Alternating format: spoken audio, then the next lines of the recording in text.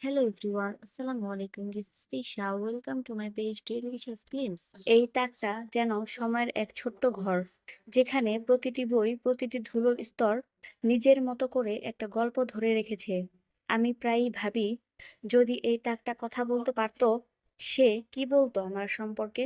প্রথম সারির বইগুলো এখনো ঝকঝকে, মলাটে রং, পাতায় নতুন গন্ধ। কিন্তু একটু নিচে নামলেই দেখা যায় পুরোনো বই, যেগুলোর পাতায় কেউ একদিন আঙুল বুলিয়েছিল, কিন্তু অনেকদিন ধরে আর কেউ খোলেনি। কোথাও হয়তো একটি শুকনো ফুল কোনো পাতার ভেতর ঘুমিয়ে আছে। হয়তো একসময় ভালোবাসার চিহ্ন ছিল, এখন শুধু সময়ের দাগ। এই তাকের ভেতর বইয়ের চরিত্ররা নীরবে বাস করে। একজন সৈনিক, একজন কবি, একজন মেয়ে যে কখনো চিঠি পাঠাতে পারেনি। তারা এখানে প্রতিদিন অপেক্ষা করে, কেউ তাদের গল্প আবার খুলবে বলে। আমিও মাঝে মাঝে বসে তাদের দেখি। মলাট না খুলেই জানি, এই বইগুলোর ভেতর আমারও কিছু অংশ রয়ে গেছে।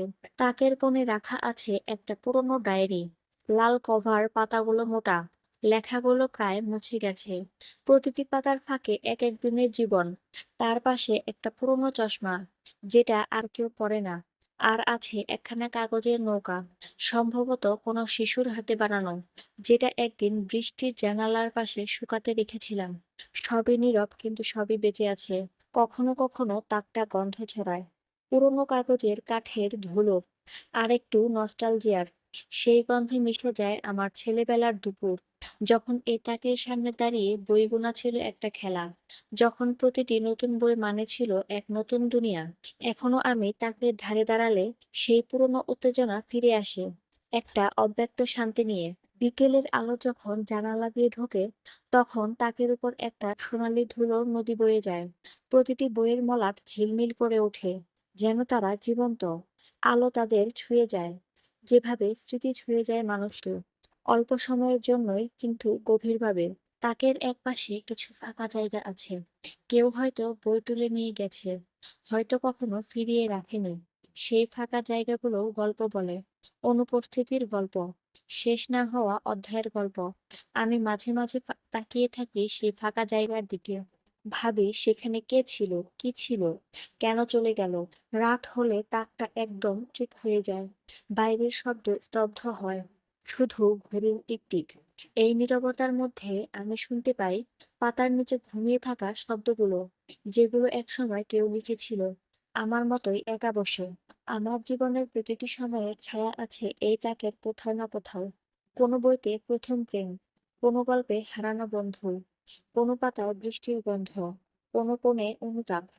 তাক শুধু বই রাখে না, সে আমার ইতিহাস ধরে রাখে। তাক কখনো দাবি করে না, কখনো অভিযোগও না। সে শুধু থাকে চুপচাপ, অচল, কিন্তু সম্পূর্ণ উপস্থিত। একটা বইয়ের স্পাইন ভেঙে গেলে সে তা বহন করে, যেন কোনো নীরব যত্নের প্রকাশ। এই তাকে শিখিয়েছে আমাকে, ভালোবাসা কখনো শব্দে নয়, থাকাই প্রকাশ পায়। কখনো মনে হয় আমি একদিন থাকবো না, কিন্তু এই তাক থেকে যাবে। বইগুলোর পাতায় আমার আঙুলের ছাপ, ডায়েরির দাগ, পুরনো নোট, সব রয়ে যাবে তার ভেতর। তখন হয়তো অন্য কেউ একদিন এই তাকের দিকে তাকিয়ে ভাববে, কেমন মানুষ থাকতো এখানে। শেষে আলো নিভে আসে, ঘর শান্ত হয়ে যায়। তাকের ভেতর ধুলোর হালকা ঝিকিমিকি, বইগুলোর ছায়া দীর্ঘ হয়। তাক এখন ঘুমোচ্ছে, একটা দীর্ঘদিনের শেষে। সব গল্প তার জায়গায় ফিরে গেছে, কিন্তু আমি জানি এই তাকের ভেতর সময় এখনো থেমে নেই। সে ধীরে ধীরে নীরবে লিখে চলেছে নতুন গল্প, আমাদের অজান্তেই। তো আজকে আমি এখানেই বিদায় নিচ্ছি। পরবর্তীতে আবার নতুন কোনো ভিডিও নিয়ে আপনাদের সামনে হাজির হয়ে যাব। সেই পর্যন্ত সবাই সুস্থ থাকবেন, ভালো থাকবেন। আল্লাহ হাফেজ। Thank you so much for watching. Bye. সবাই লাইক, কমেন্ট অ্যান্ড শেয়ার করতে কিন্তু ভুলবেন না একেবারেই।